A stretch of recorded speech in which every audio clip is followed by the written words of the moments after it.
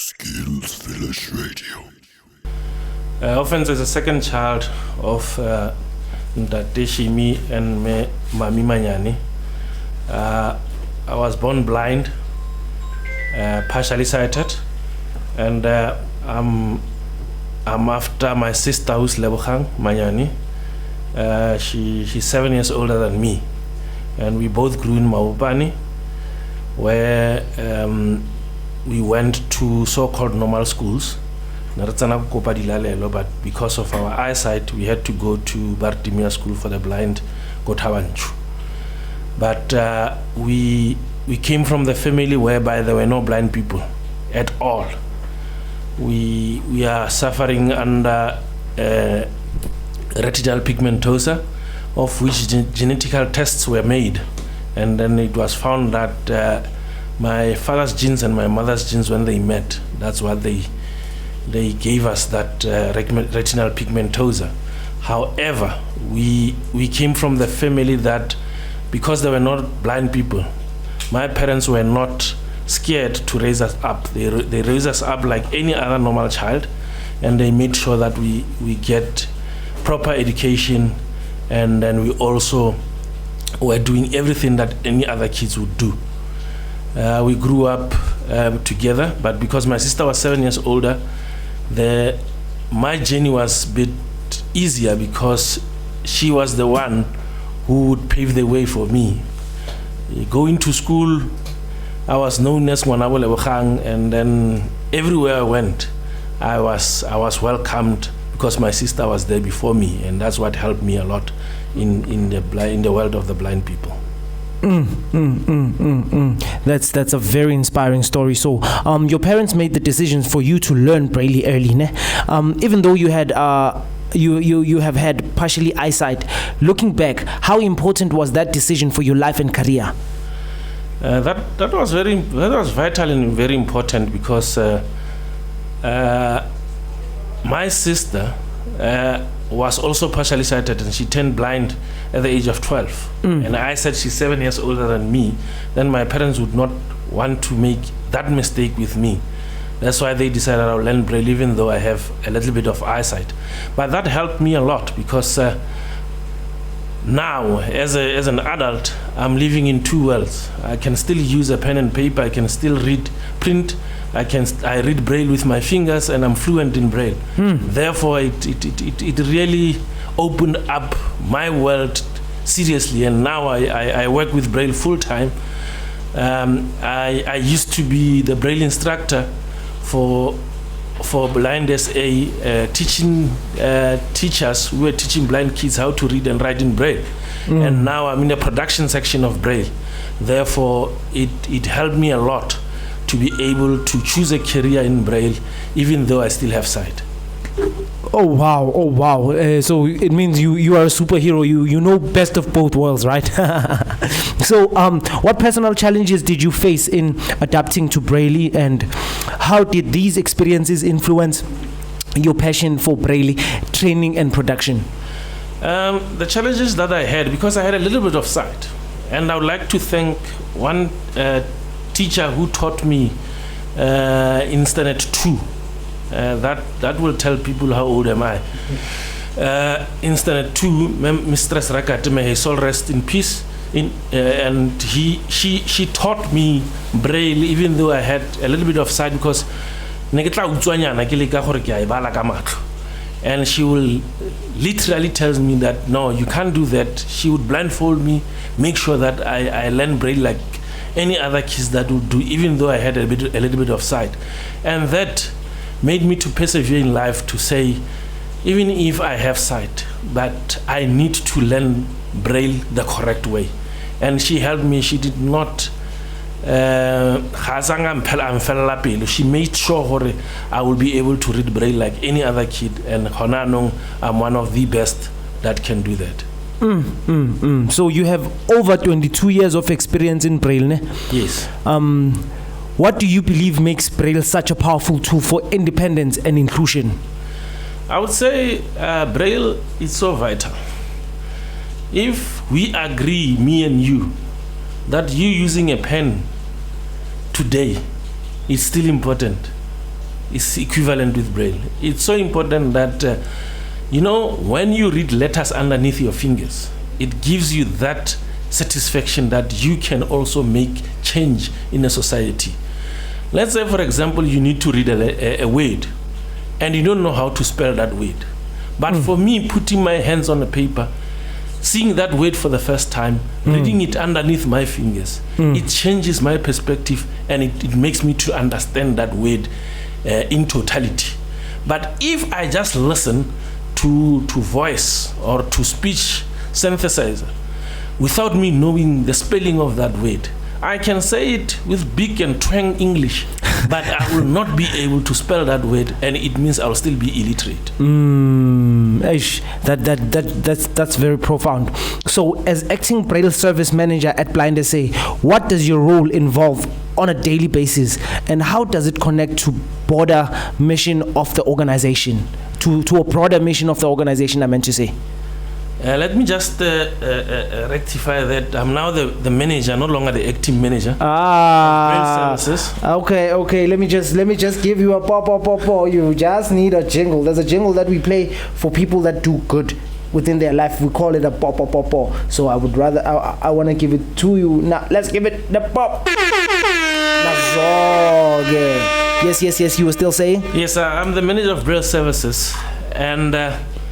I'm one person who doesn't like to blow my own horn, but if I have to, Braille Services, it is 73 years this year. Okay. And out of the 73 years that it has been in existence, there only have been 3 managers.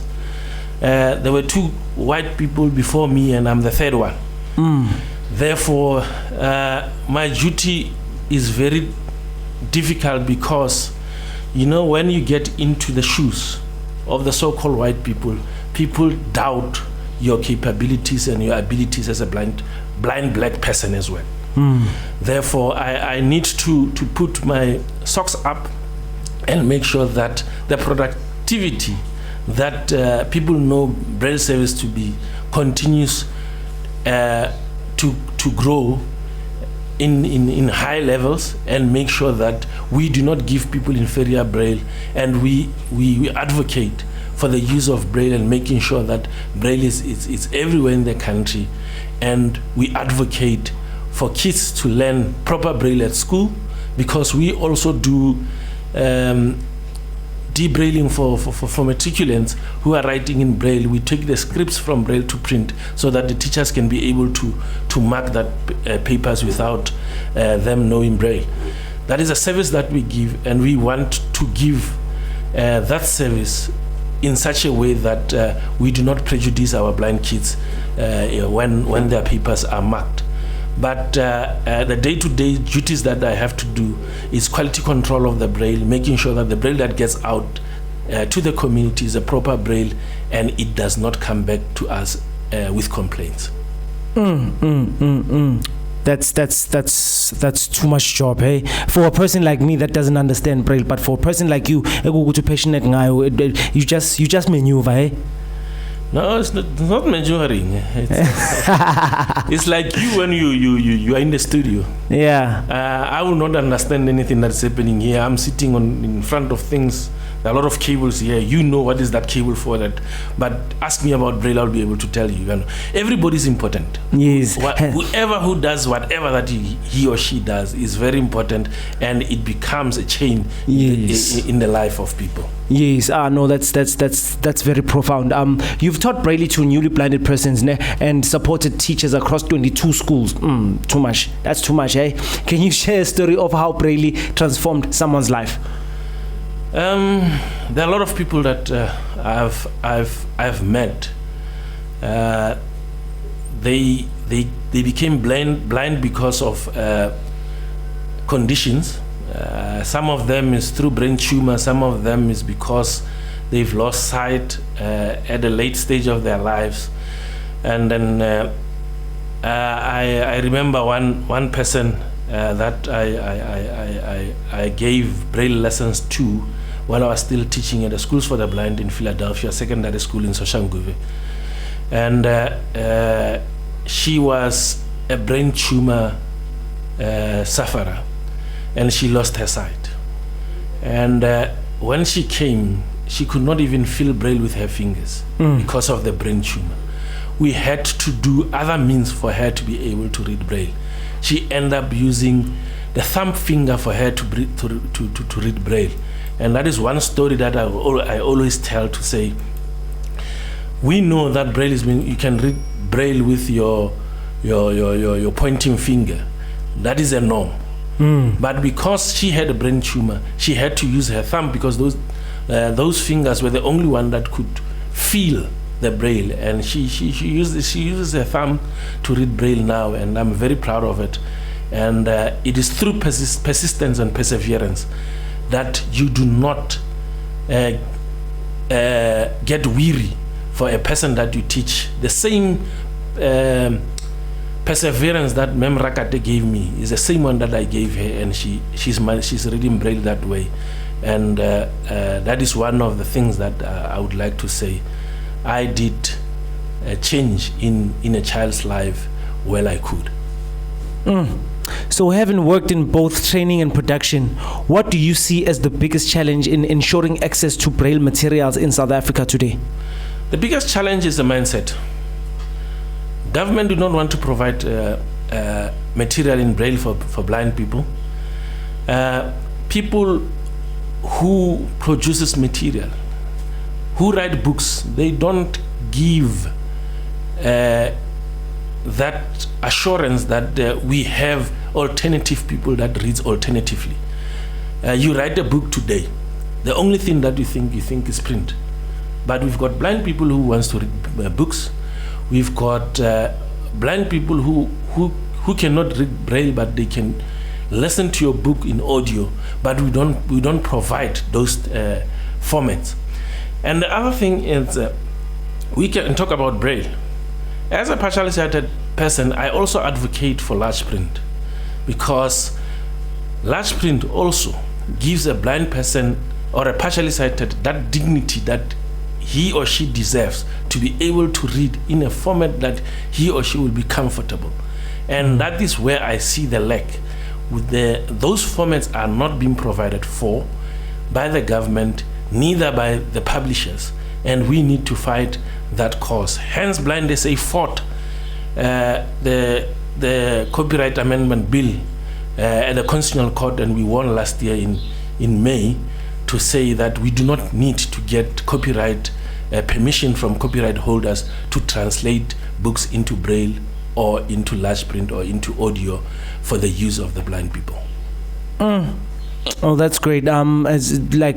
I'd like to give you another pop for your fight. You understand? Because there's few people that fight the good fight. You understand? We all want to be the victims, Sikala City, but people who step and take an initiative in saying, you know what, this needs to be done for these type of people. There's few of those people. So shout out to you and Blind SA.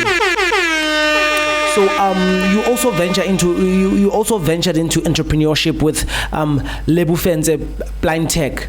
How did that experience of providing access technology solutions shape your perspective on innovation for the visually impaired? That helped me a lot, because growing up, any person wants to perceive business ideas and making sure that you also contribute to the community that you live in. And I did my contribution by opening up Ofense Blind Tech, which actually is, when you take that word, it's a very powerful word. It means we have conquered this blindness, Ofense.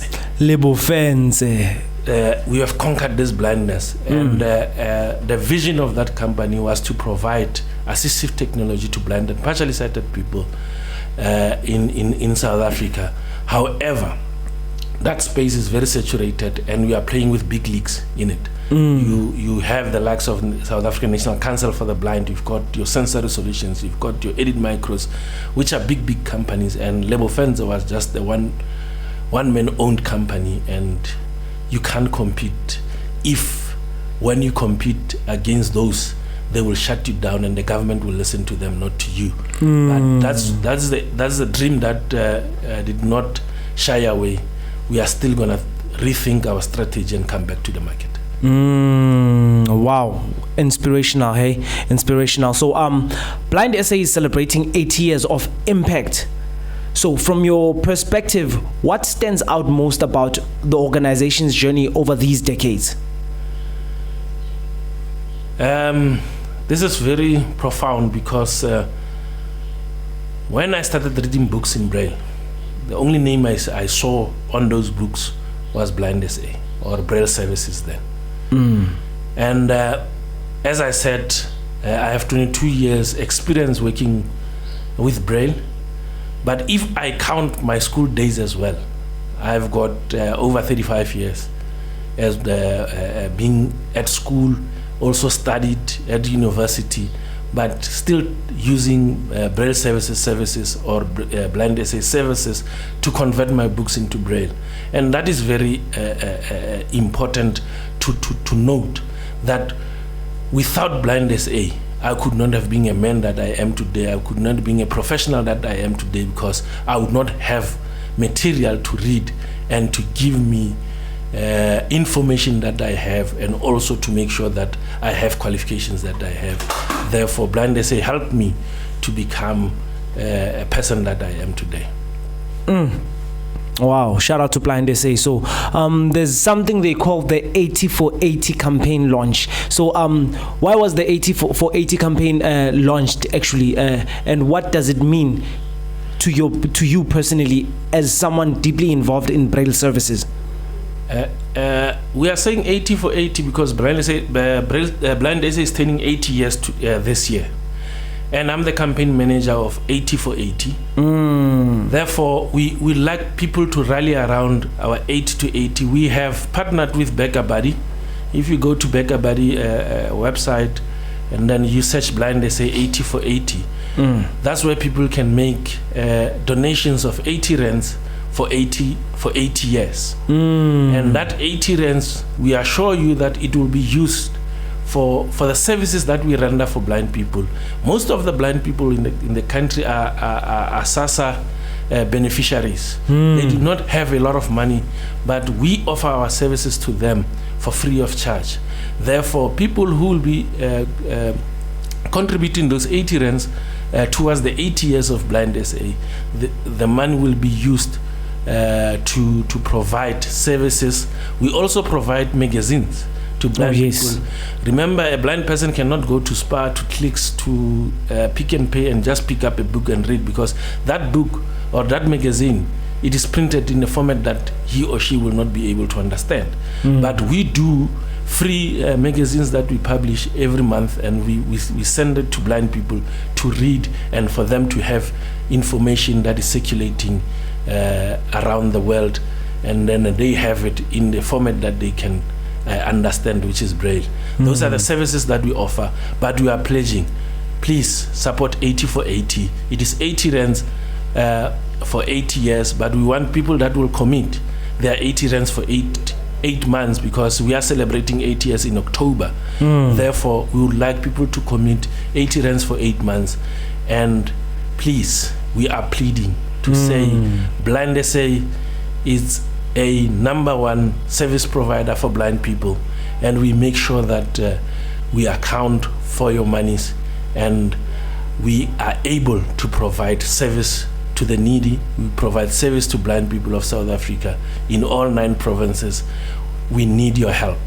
Balaleli Skills Village Radio Nizwele, contribute your $80 for 8 months so that it makes a difference to the next person. Ladies and gentlemen, you're still chilling with your main man, but you can call me Ubaba Signal, and this is Inclusive Insight exclusively on Skills Village Radio. We're still chilling Lintate Ofense, and yeah, he's from Blind SA. He's unpacking everything that is happening currently. So Ndate Ofense, how do you envision taxi drivers, hospitals, businesses, and everyday citizens playing a role in supporting this campaign?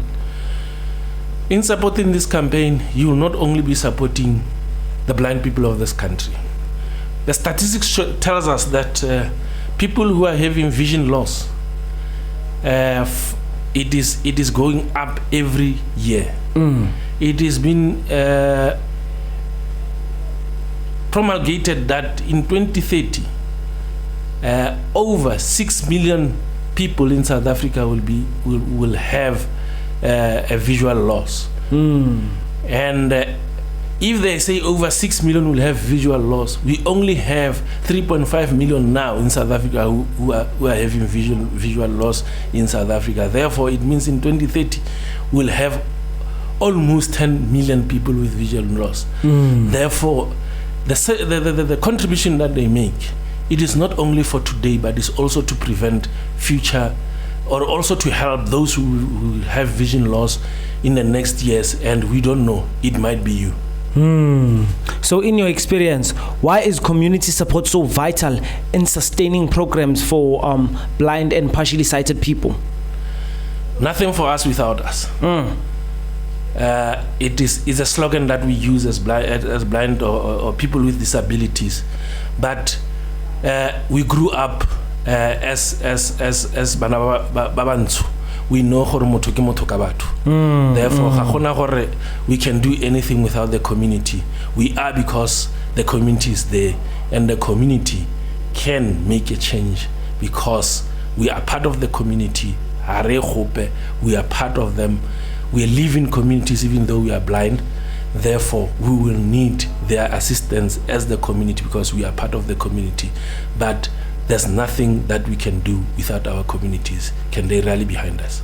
Oh, that's you know, ngabe bekuthiwa votela president, I would vote for you, because whatever you just said now, it touched me within the core, within the inside of myself. Hey, so villagers, don't forget to follow us on all social media platforms. It is Skills Village Radio on Facebook, Skills Village Radio on TikTok, Skills Village _radio on Instagram, and if you want to try around, visit our website. It's www.skillsvillageradio.co.za, and don't forget to share with everyone that is of the community, because last year Funda, and it is Inclusive Insight with your main man Ubaba Signal, and we are about to wrap up now. So I just have a few questions with Ubaba Ofense. Ubaba Ofense, over the years, Blind SA has helped people regain independence, ne? Yes.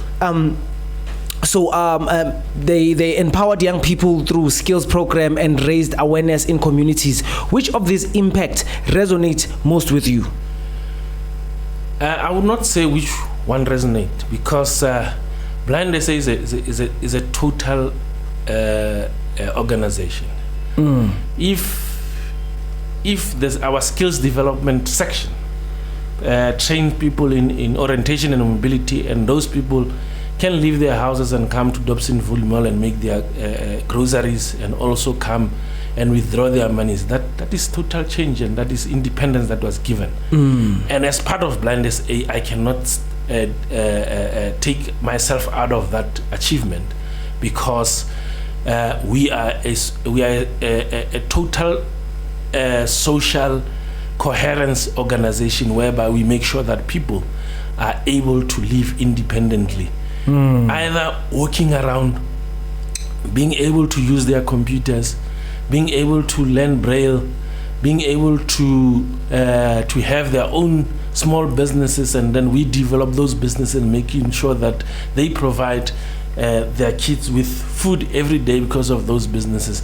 That is the whole spectrum that we offer to people, that we have programs that a person who's blind can come in and learn how to use a smartphone. That person can come in and learn to use a computer and be independent, and go back and work in a community, and making sure that he or she can be employed and contribute in the economy of South Africa. We can make sure that the person can be able to move from his house to church, to malls, take the kids to school, and that will also show people that as blind people, we are parents, we can provide for our kids. That is the holistic approach that Blind SA has. And we also provide material for people who are blind in Braille, large print, audio. It is the holistical approach that we give to blind people, but we also want the community out there to know that Blind SA is there. Whenever you have a person who's having blindness in the family, don't be scared. Contact us, we will assist. It's really whenever you have someone that is encountering blindness and anything that has to deal along those lines, don't forget to contact a Blind SA. So, Babu Ofense, as we celebrate 8 years, what do you think is the most urgent investment needed for the further off blind and partially sighted South Africans? The investment that is needed now for the further investment of blind and partially sighted people is mindset change of people. That blind people are not immune to the community. Therefore, the community must just change their mindset to say blind people are also living in the community, and let us not treat them as if they are not part of us. Let us treat them in the same respect that you will treat any other person that you see in the street.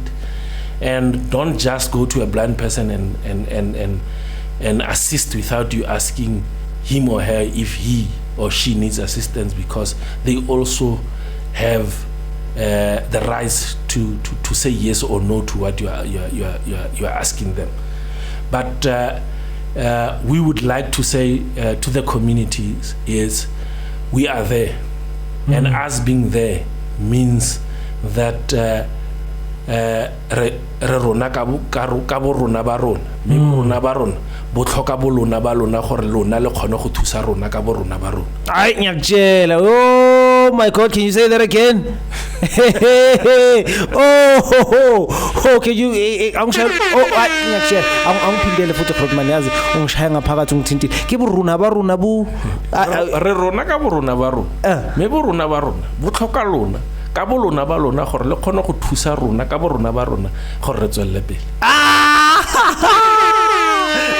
I love it. No, Grootman, I'm a buzz. You understand? I'm a 2000 at you are cooking, Grootman. You are cooking. So finally, what message would you like to share with listeners about the importance of inclusion, dignity, and supporting the 80 for 80 campaign? I would like to say to the community out there to say inclusion doesn't mean ramps, doesn't mean